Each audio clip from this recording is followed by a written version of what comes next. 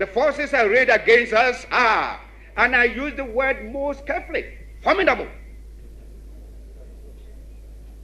They are entrenched and powerful.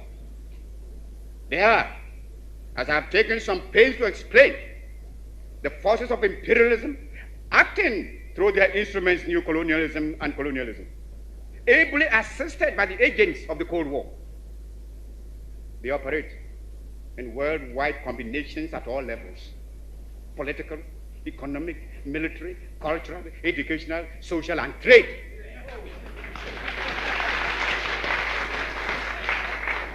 And not all, and through intelligence, cultural, and information services.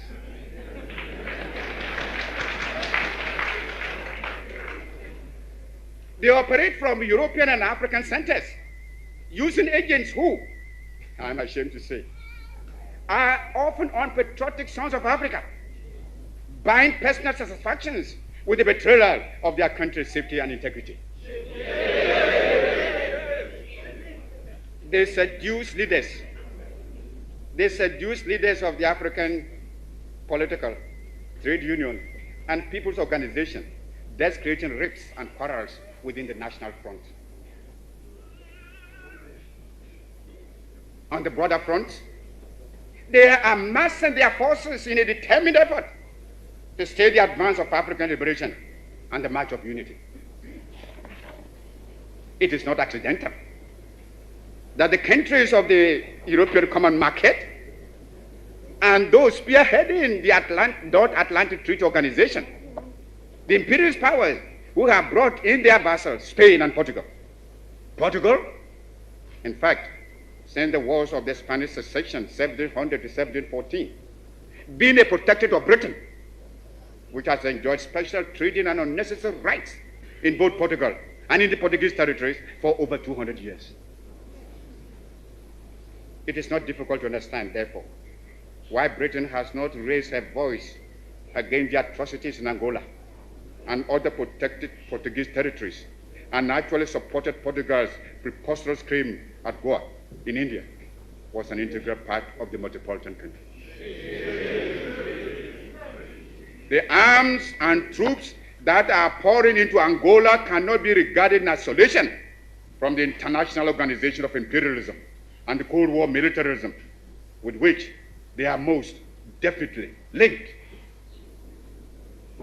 It is absurd to think that Portugal, one of the poorest countries in Europe,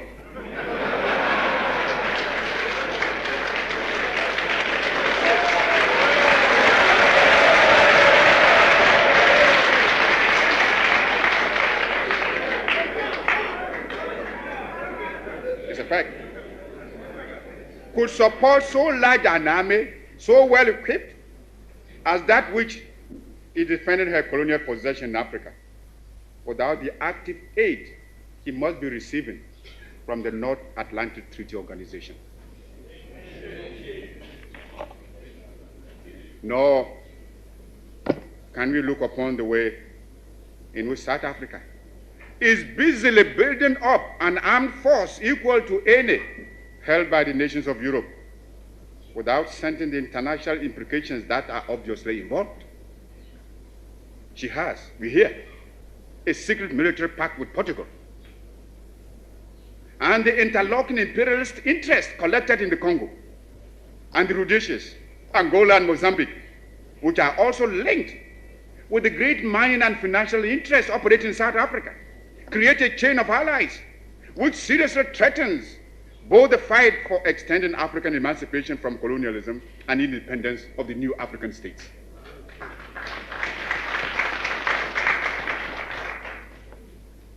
Now that African independence has been achieved over a large part of the continent, and the national consciousness of Africans from north to south, from east to west, is adding momentum to the struggle for independence. Every kind of means is being used by the colonialists to arrest its progress and defeat its objective. They are attempting many methods, some sinister, some beguiling, to wreck our efforts. They strike antipathetic postures On one side, they perform acts calculated to strike fear. On the other, they try to hoodwink us with fictitious gifts, which superficially pander to our hopes and aspirations.